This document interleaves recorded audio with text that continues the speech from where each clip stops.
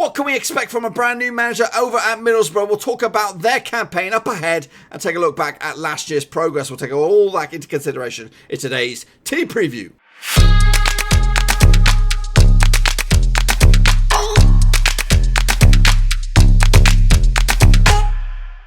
That's right, folks, back once again with another 2019-2020 Championship team preview, boys and girls. And in this episode, it's all about Middlesbrough, boys and girls. And we'll get to that in just 1 second. If you're new to the channel, smash the old thumbs up button, smash the subscribe.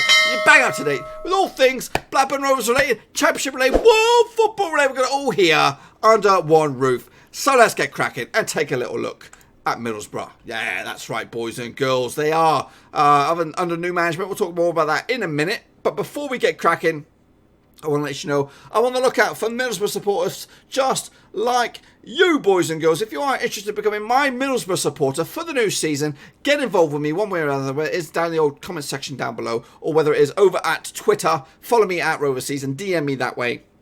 We can get the ball rolling, get the process happening, and I'll talk to you all about it. It's very easy, opinionated stuff. Get in touch with me one way or another.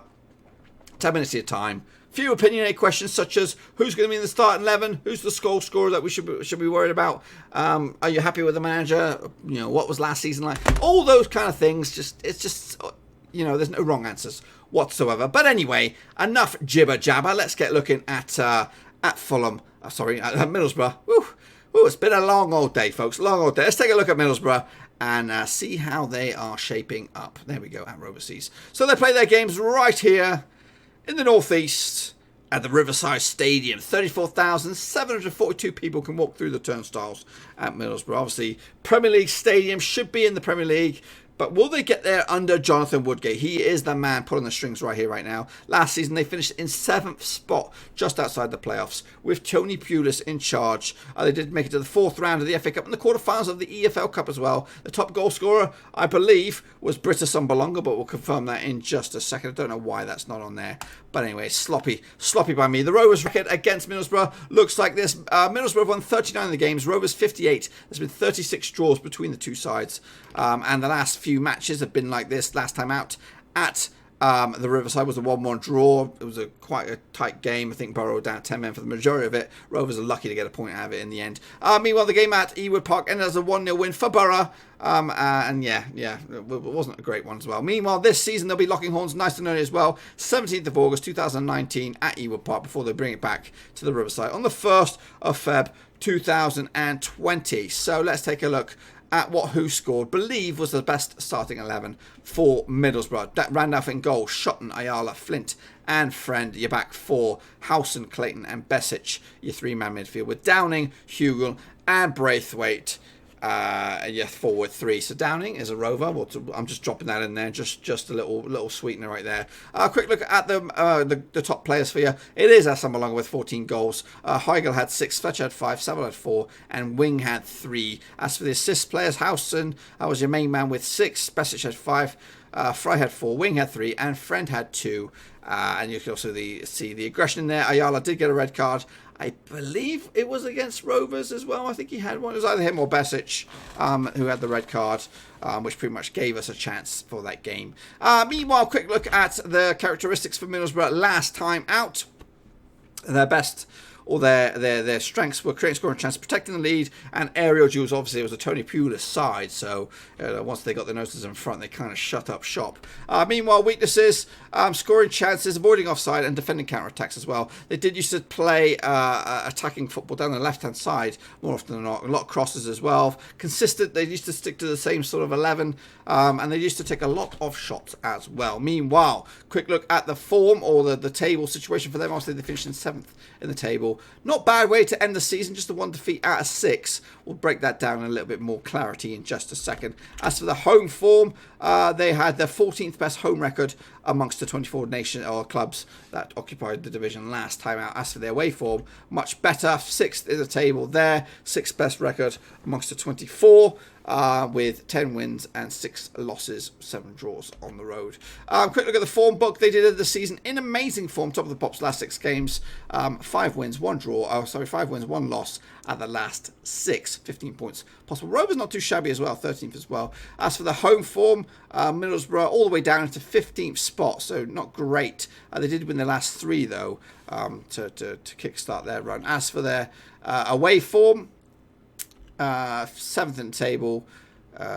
2 wins, 1 loss at the last 3. Quick look at the transfers. Not much going on at the moment. Obviously, Woodgate recently appointed, so he's got to get his shit together first and foremost. I brought a youngster in from Grimsby Town. As for players going out, we did mention Downing already. Diamatros Konstantopoulos has been released. Andy Lonergan has also been released. Joe Nobby McQuell, I think he's gone to Turkey. Has been released. Dan Ward has also been binned off as well. So a bit of a rebuild, reshape. Obviously, we brought Chapman in from Middlesbrough as well back in the last season. It'll be interesting to see how Woodgate plays his team. Can he get? Obviously, Pulis had one way of playing. I think Woodgate was the cheaper option. Karanka was mooted to coming in, as well as some other highly sought after managers as well. The ex Fulham guy Sasha Jovic or whatever his name is, he was also mooted. But they went for Woodgate. Could work out well. Could also be a bit of a bust as well. So we'll talk about that in a little bit more detail in a bit. Anyway, this is how they open up the campaign up against Luton Town on the 2nd of August. They'll kick off the season with them at Kenilworth Road before bringing it to the Riverside against Brentford on the 10th of August.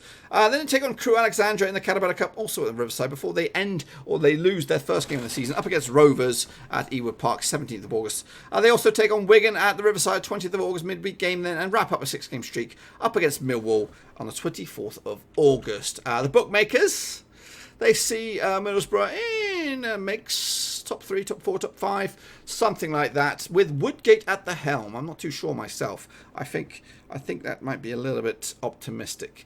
Yes, before I bounce out of here, I want to let you know once again, I am still on the lookout for Middlesbrough supporters just like you, boys and girls. If you are interested in becoming my main man or main woman for Middlesbrough, get involved with me, whether it is on the old YouTube, smash your name in there and comment, say, pick me, I'm your one, and I'll get in touch with you one way or another.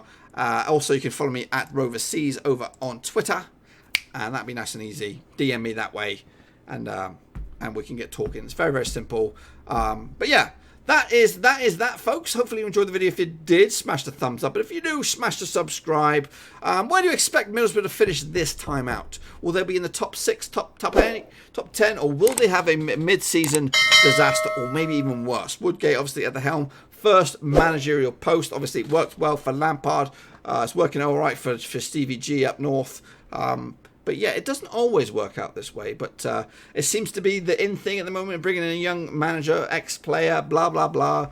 But I'm not sure. I'm not sure about this one. But anyway, give me your thoughts and opinions in your chat section down below. We go again tomorrow with another team. I think it's Millwall. We'll be back again for that bad boy. Hopefully you can join me then. Until then, thumbs up, subscribe, sore throat. Let's get going. Bish, bash, bosh.